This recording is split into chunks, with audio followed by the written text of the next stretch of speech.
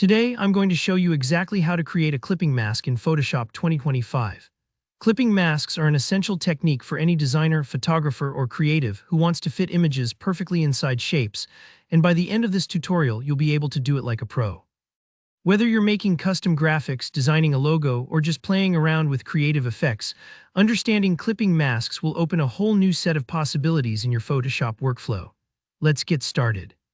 First things first, we'll begin by creating a shape which will act as the container for our image. In Photoshop, shapes can be anything from rectangles and circles to stars, polygons, or even custom paths you've drawn with the pen tool. For this example, I'll stick to a simple rectangle to keep things clear. Go ahead and select the shape tool from your toolbar. It might look like a rectangle or an ellipse, depending on what you last used. Click and drag on your canvas to draw your shape. Don't worry too much about the color or size right now. The key is just to get a shape in place. Think of it as cutting out a window in paper. This is what your image will show through. Next up, you'll need to have your image ready. If you've already got one open, great. If not, you can quickly import it by dragging it onto your canvas or using File, Place, Embedded. Now, here's a detail that trips up a lot of beginners. It's important that your image is in a layer directly above your shape in the Layers panel. This stacking order tells Photoshop which is the mask, the shape, and which is being clipped your image. If your image layer isn't on top, simply click and drag it above the shape layer. Imagine stacking transparent sheets. The top one is what gets clipped by the one right underneath. Now we're ready for the magic.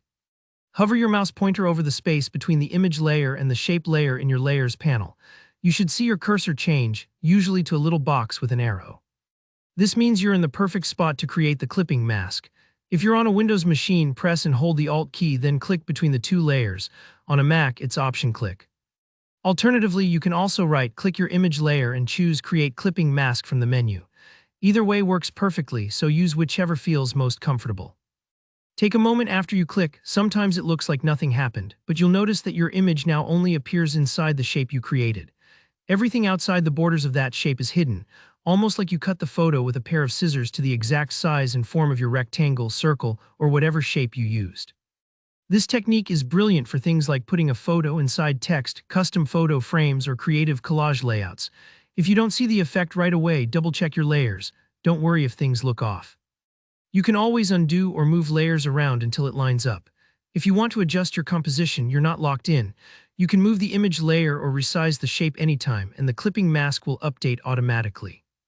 Experiment a little, try sticking a landscape photo inside some bold text, or maybe nest a portrait within a freeform blob for dramatic effect. Once you've played around, you'll see how much flexibility clipping masks give you. And just like that, you've mastered one of Photoshop's core creative tricks. If you found this tutorial helpful, do me a favor and hit that like button below. If you have any questions or if you want to share what you created, drop a comment. I always love seeing your results and helping out. And don't forget to subscribe so you never miss out on more Photoshop tips and creative tutorials. Thanks for watching and happy designing.